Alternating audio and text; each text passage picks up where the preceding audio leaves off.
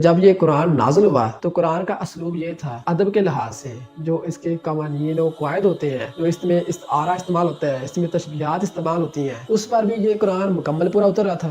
قرآن کا انداز اتنا وسیع ہے، اور میں آپ کو یہ بھی بتا دوں، جو قرآن کا انداز بیان ہے یہ اتنا بڑا ہے کہ آپ لغت کو ایک سائڈ پہ رکھ دیں، آپ ادب کو ایک سائڈ پہ رکھ دیں، قرآن کی آواز بھی وہی معنی دیتی ہے جو لغت میں اس کا معنی موجود ہے۔ اب آپ حیران ہوں گے کہ اس کا مطلب کیا مطلب ہے کہ قرآن کی آواز بھی وہی معنی دیتی ہے۔ اب دیکھیں، میں صرف آپ کو ایک ایگزامپل دیتا ہوں قرآن کریم کی۔ سورہ رحمان میں اللہ تعالیٰ ذکر کرتا ہے جنت کے چشموں کا۔ اللہ تعالیٰ دو چشموں کا ذکر کرتا ہے، ایک میں اللہ تعالیٰ بیان کرتا ہے کہ فیہما عنان تجریان، جنت میں کچھ چشمے ایسے بھی ہوں گے جو بہہ رہے ہوں گے۔ فیہما عنان تجریان، میری تو آواز اتنی ٹھیک نہیں ہے اور میرا گلا بھی خراب ہے، آپ اس آواز کو کوشش کریں گے دوبارہ سنیں۔ فیہما عنان تجریان، دیکھیں کہ جنت میں وہ چشمے بہہ رہے ہوں گے۔ جب بہنے کا ذکر ہے تو دیکھیں کہ جو اس کی آواز بھی ہے وہ بھی بہہ رہی ہے، فیہما عنان تجریان۔ اور اسی صورت میں اللہ تعالیٰ ایک اور چشمے کا ذکر کر رہا ہے کہ جنت میں وہ چشمے بھی ہوں گے جو ابھر رہے ہوں گے۔ اب ہم اس آیت کو پڑھتے ہیں، اللہ تعالیٰ بیان کرتا ہے فیہما عنان نضاختان۔ آپ دیکھیں کہ جب چشمے کے ابھرنے کا ذکر آ رہا ہے تو اس وقت آواز بھی ابھر رہی ہے، فیہما عنان نضاختان، آواز بھی ابھر رہی ہے، اور اس کا لغت میں کیا معنی ہے کہ وہاں پہ چشمے ابھر رہے ہوں گے، پھوٹ رہے ہوں گے، آواز بھی پھوٹ رہی ہے، فیہما عنان نضاختان۔ لیکن جہاں پہ یہ ذکر ہے کہ وہاں پہ چشمے بہہ رہے ہوں گے، آواز بھی بہہ رہی ہے،